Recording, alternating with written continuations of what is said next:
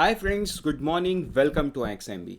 आई hope आप सब अच्छे हैं and you are preparing well for examination. तो शुरू करते हैं आज का हमारा करंट अफेयर जो कि है 5 अप्रैल 2023। So friends, as you all know, I do keep reminding कि download the PDR, download the PDF so that you can revise it, because आप अगर इस एग्जाम के माहौल पर रिवाइज नहीं करोगे then it would be literally tough for you to understand it. तो बढ़ते हैं सबसे पहले न्यूज़ पे, which is regarding World Bank cuts India's growth forecast to 6.3%, ADB growth projects 6.4 for financial year 24। Right, तो देखिए इस पे आपको याद क्या करना है कि वर्ल्ड बैंक ने जो ग्रोथ फॉरकास्ट है इंडिया का वो 6.3 कर दिया है। पहले ये ज़्यादा था, अभी कितना किया 6.3, और एडीबी कितना है 6.4 फॉर FY24। तो ये तुम्हें याद रखना, this is not for the last financial year, this is for the current financial year जो कि 1 अप्रैल से शुरू हो गया है। ठीक है, तो अब हम आगे बढ़ेंगे। अच्छा, इसके पीछे एक और चीज़ आपको ये भी समझ लेना है कि वर्ल्ड बैंक ने रीज़न क्या दिया। देखो, वर्ल्ड बैंक ने रीज़न दिया कि मॉनेटरी पॉलिसी टाइटनिंग।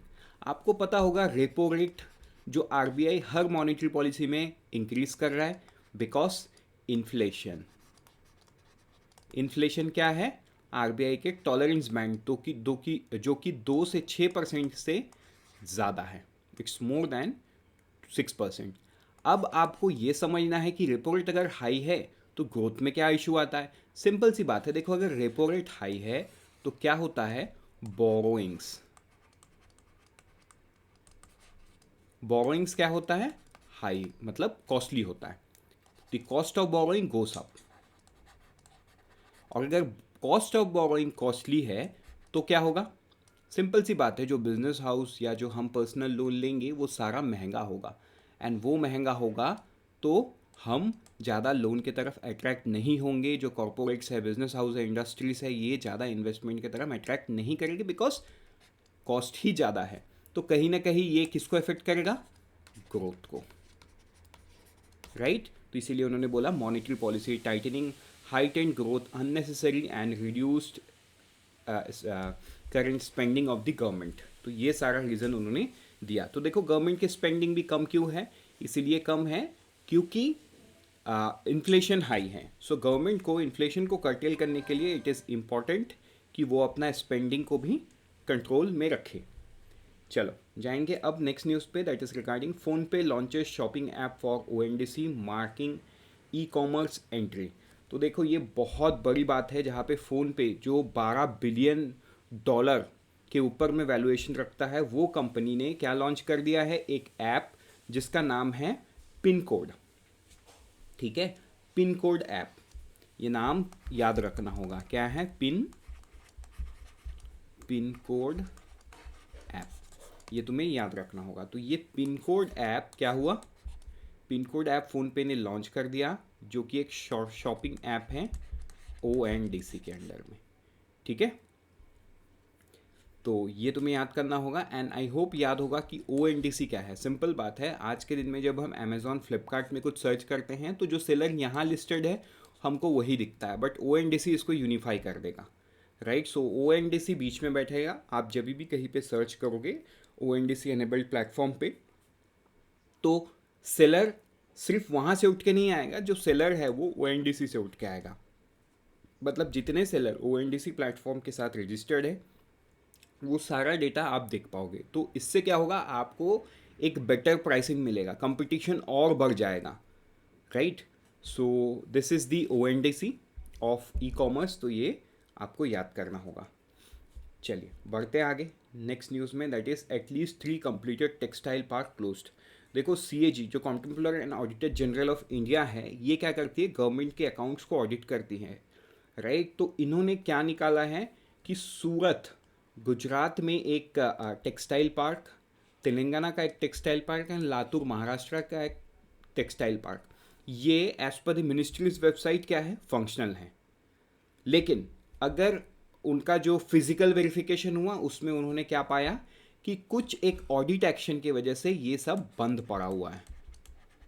मतलब ऐसा भी नहीं कि ऑडिट एक्शन बाहर का है, ऑडिट एक्शन गवर्नमेंट का ही है। ठीक है, that ministry take punitive action against PMC and special vehicle for providing false information. तो ये एक कॉन्ट्रैक्टर है जिन्होंने गलत इन्फॉर्मेशन मिनिस्ट्री को दिया एंड मिनिस्ट्री विदाउट चेक करके उसको अपने वेब पेज पे डाल दिया कि इट्स वर्किंग, बट सीएजी का रिपोर्ट में ये सामने आया कि it's not working, right. So this is a big concern जो सीएजी फ्लैग किया है। बढ़ेंगे आगे नेक्स्ट न्यूज़ में, वो है Skyroot test fires advance fully 3D printed cryogenic engine. तो देखिए ये बहुत बहुत बड़ा न्यूज़ है, right. Skyroot is the only startup in the space sector in India. सबसे पहला चीज़, कुछ दिन पहले इन्होंने क्या लॉन्च किया था, विक्रम एस नाम का एक रॉकेट इन्होंने लॉन्च किया था, ठीक है। तो अब इन्होंने क्या किया है, अब इन्होंने एक मतलब एक नए तरीके की इंजीनियरिंग करके दिखाया जो 3D प्रिंटेड रॉकेट है, ठीक है, फुल्ली 3D प्रिंटेड। ये क्या है, कायरोजेनिक इंजन, इसको 200 सेकंड तक फायर किया गया। मतलब ये टेक ऑफ से टोटल 200 सेकंड तक ट्रैवल करने के बाद, मतलब यही इसका लाइफ था 200 सेकंड। तो this is very important steps in 3D printing technology, ठीक है। तो मतलब देखो प्रिंट करके भी एक रॉकेट बनाया जा सकता है। तो उन्होंने क्या, 3D प्रिंटेड कायरोजेनिक इंजन, ये तुम्हें याद करना होगा, स्काईरूट एरोस्पेस, ठीक है। चलो अब हम बढ़ेंगे नेक्स्ट न्यूज़ में, वो है Finland becomes member of NATO, Russia threatens counter measure. तो देखो NATO, north Atlantic treaty alliance, ठीक है, ये तुम्हें याद करना होगा, इसका पार्ट फिनलैंड नहीं था। तो अब इसका पार्ट कौन बन गया, फिनलैंड बन गया है। तो ये कई दिनों से बात चल रही थी, अगर आपको मैप पता होगा तो यूक्रेन के आसपास ही बेलारस, फिनलैंड सब यूक्रेन के आसपास घिरे हुए हैं, मतलब रशिया के साथ बाउंड्री शेयर करते हैं। तो ये जो फिनलैंड है ये कई दिनों से नाटो में ज्वाइन करने की बात कर रहा था लेकिन नहीं कर रहा था। अब ये ओपनली डिक्लेयर कर दिए हैं कि we are joining NATO, member country बन रहे हैं। और नाटो का ऐसा है कि अगर मान के चलो अभी फिनलैंड पे रशिया या कोई भी अटैक करता है, देन नाटो उसको अपने ऊपर लेगा and NATO will defend Finland. तो रशिया ने थ्रेटन किया है काउंटर मेजर्स से, but again let's see what happens. But आपको तो न्यूज़ पर्सपेक्टिव से ये याद रखना होगा कि कौन सी कंट्री हाल ही में नाटो को ज्वाइन किया है, तो इट वुड बी फिनलैंड। तो आप मुझे कमेंट सेक्शन में बताइए कि फिनलैंड नाटो में टोटल कितने मेंबर कंट्रीज़ हैं। तो इससे चलिए बढ़ते हैं आगे नेक्स्ट न्यूज़ में रिगार्डिंग स्लिनेक्स 23। तो ये स्लिनेक्स 23 क्या है, इंडिया एंड श्रीलंका का एनुअल बायलैटरल मार्टाम एक्सरसाइज है। तो ये कहाँ पे होने वाला है, सी फेस अलग होने वाला है, हार्बर फेस अलग होने वाला है। मतलब कौन पार्टिसिपेट करेगा, Indian navy and Sri Lankan navy. तो ये तुम्हें याद करना होगा। बढ़ते आगे नेक्स्ट न्यूज़ में, वो है इंडियाज़ हेल्प। तो देखो ये एज एन इन्फॉर्मेशन ही है, जो प्रेसिडेंट है श्रीलंका के रानिल विक्रमसिंघे, इन्होंने मतलब इंडिया को एक रिक्वेस्ट किया है कि आप इंडिया उन्हें हेल्प करे university of public policy and governance में, क्योंकि उन्होंने मतलब what he thinks is that कि इंडिया का जो पॉवर्टी एलिमिनेशन मेथड है, उसके बाद इंफ्रास्ट्रक्चर बिल्डिंग मेथड है, डिजिटलाइजेशन, स्किल्स, ये सारा जो मेथड्स है ये श्रीलंका के लिए भी काम कर सकता है। So that's why he have requested and an Indian delegation led by the Director General of National Center for Good Governance, right, Shri Bharat Lal, ये श्रीलंका में हैं एंड ये उनके हेल्प को सीख कर रहे हैं so that he can set up university of public policy and governance, जो गवर्नमेंट को टाइम टू टाइम इनपुट्स दे regarding different policy measures, right. So ये था न्यूज़। अब चलते हैं नेक्स्ट न्यूज़ में, which would be the last news of the day, Y2 consultation. तो देखो Y2 under the G20 consultation, ये कहाँ पे शुरू होने वाला है, IIT Kanpur from 5 to 6 April 2023।